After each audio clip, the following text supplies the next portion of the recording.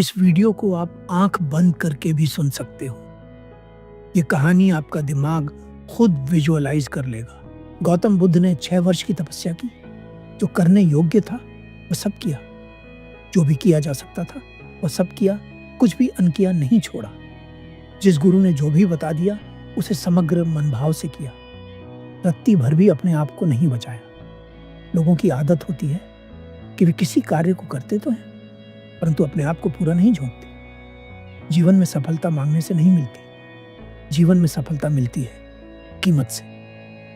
आपको बदले में उतना ही मिलता है जितना आप देने की क्षमता रखते हैं। अगर आप सब कुछ दांव पर लगाने के लिए तैयार हैं तो आपको सब कुछ मिलने की संभावना भी है। गौतम बुद्ध अपना सब कुछ दांव पर लगा चुके थे।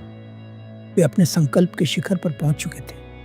और जब कोई व्यक्ति अपने संकल्प के शिखर पर पहुंच जाता है तो मन अपना आखिरी दांव चलता है और यह मन का स्वभाव होता है। हम आग को अच्छा या बुरा नहीं कहते। हम अग्नि का लाभ उठा सकते हैं और उससे विनाश भी कर सकते हैं। गौतम बुद्ध अपने संकल्प के शिखर पर थे तो मन अपने आखिरी हमले करता है। जिस मन के साथ बुद्ध वर्षों रहे वह मन इतनी आसानी से बुद्ध को कैसे छोड़ देता। उस समय मार, जो कि मन का ही एक रूप है, बुद्ध पर हमला करता है। बुद्ध को डराता है। बुद्ध उस वृक्ष के नीचे बैठे हुए हैं। बुद्ध की आंखें बंद हैं परंतु बुद्ध को ऐसा लगता है कि सामने से एक व्यक्ति आ रहा है जो उन्हें मारना चाहता है। पहले तो मार अकेला आता है पर उसके बाद वह अपनी पूरी सेना लाता है जो सभी बुद्ध पर हमला करने के लिए तैयार थे। सबके हाथों में हथियार थे और सभी के चेहरे बहुत डरावने थे। वे सभी बुद्ध को मारने का प्रयास करते हैं पर मृत्यु का भय उसे ही होता है जो स्वयं को शरीर मानता है। मार और उसकी सेना बुद्ध के ऊपर हथियारों से वार करती है परंतु बुद्ध के भीतर एक छोटा सा भी कंपन पैदा नहीं होता। वे पूरी तरह से स्थिर बैठे होते हैं। जब मार मृत्यु के भय से बुद्ध को नहीं डरा पाता तब मार अपनी दूसरी चाल चलता है। यहां पर समझने वाली बात यह है कि पहले मार ने हमला किया, उसके बाद उसने अपनी 3 पुत्रियों को भेजा। पहले मन डराता है और जब डर से बात नहीं बनती तो वह लालच में फंसाता है।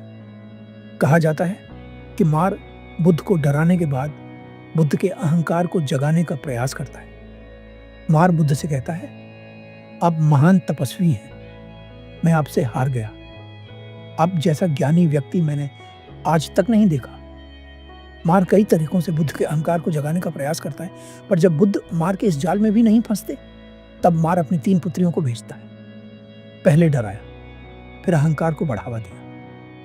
उन्हें मखल लगाया कि आप जैसा तपस्वी तो कोई नहीं, आप तो साक्षात ईश्वर हैं। परंतु बुद्ध ना तो डरे और ना ही अहंकार के जाल में फंसे। तब मार ने अपनी 3 पुत्रियों को भेजा जिन्होंने बुद्ध को मोह में फंसाने का प्रयास किया। कोई स्त्री बुद्ध के लिए मदिरा लेकर आई, कोई स्त्री बुद्ध के लिए नाचने लगी, किसी ने अपने शरीर से वस्त्रों को हटाना शुरू कर दिया। कहा जाता है वे तीनों स्त्रियां बुद्ध के चारों ओर घूमने लगी। कोई बुद्ध को छूने की कोशिश करती, कोई उन्हें आकर्षित करने का प्रयास करती, लेकिन बुद्ध ना हिले ना डुले। ना उनके भीतर भय पैदा हुआ, ना ही उन्होंने इनकार किया और ना ही स्वीकार। वे बस साक्षी भाव के साथ बैठे रहे। जो हो रहा था उसे देखते रहे। यही सूत्र है ध्यान का। इसी तरह से बैठा जाता है। न भय, न चिंता, न डर, न क्रोध। बुद्ध पूरी तरह से जागरूक होकर बैठे थे, पूरी तरह से साक्षी होकर बैठे थे। वे तीनों कन्याएं अपने प्रयास में लगी हुई थी। कोई कन्या बुद्ध के शरीर पर अपना हाथ फेर रही थी, कोई अपने नग्न शरीर को लेकर बुद्ध के समीप जा रही थी। तीनों अप्सराएं इतनी सुंदर थीं कि कोई भी देखकर मोहित हो जाए, परंतु बुद्ध पूरी तरह से जागरूक थे। कहा जाता है कि एक संसारी को फंसाता है मोह और एक सन्यासी को फंसाता है अहंकार। बुद्ध न तो मोह के जाल में फंसे थे, न क्रोध के जाल में फंसे थे, न डर के जाल में फंसे थे और न ही अहंकार के जाल में फंसे थे। गौतम बुद्ध की उस क्षण में कोई अपेक्षा नहीं थी। यहां तक कि यह भी अपेक्षा नहीं थी कि वे स्त्रियां उस समय उनके पास नहीं होनी चाहिए। यह एक बहुत बड़ा सूत्र है। जीवन में हम कभी कभी उन चीज़ों का विरोध करते हैं जो हमारे जीवन में होती हैं। बुद्ध ने एक बार भी शिकायत नहीं की कि मैंने इतने दिन ध्यान किया, फिर भी यह मार मुझसे युद्ध करने क्यों आ रहा है? ये सुंदर स्त्रियां मेरे मन को मोहित करने क्यों आ रही हैं? बुद्ध बस एकाग्र और शांत बैठे हुए थे। सूत्र यही है कि जो व्यक्ति साक्षी भाव से बैठ जाता है, उसके लिए कोई भी परिस्थिति बाधा नहीं बनती। बुद्ध ना तो डरे, ना ही क्रोधित हुए, ना ही मोहित हुए। बुद्ध ने उन तीनों अप्सराओं से कहा, हटो पागलों, क्यों व्यर्थ का प्रयत्न कर रही हो? बुद्ध के इन शब्दों में करुणा थी, दया थी।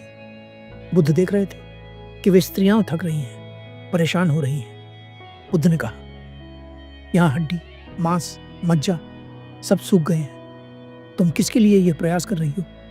तुम किसे रिझाना चाहती हो? जिसे तुम रिझा सकती थी वह तो जा चुका है। तुम जो कर रही हो वह करने के लिए तुम पूरी तरह से स्वतंत्र हो।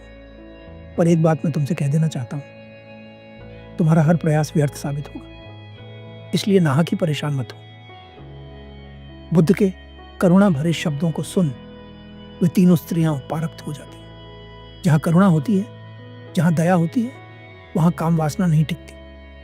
ध्यान का सबसे बड़ा सूत्र यही है, साक्षी भाव की डोर को पकड़े रहना और निरंतर प्रयास करते रहना। एक बात और समझे, बुद्ध का जो आचरण था वह उन्होंने जबरदस्ती नहीं बनाया था। अगर आप जबरदस्ती ध्यान में बैठे और ये समझें कि मुझे ध्यान हो गया है, मैं सिद्ध पुरुष हो गया हूं, तो छोटा सा विचार भी आपको हिला सकता है। लेकिन बुद्ध के भीतर ईमानदारी थी। वे जो भी थे वे उस बात को जानते थे, इसलिए वे पूरी तरह से स्थिर थे, शांत थे और एकाग्र थे। अगर आपको यह वीडियो अच्छी लगी तो हमें अपनी प्रतिक्रिया अवश्य दें। हमें आपकी प्रतिक्रिया का इंतजार रहेगा।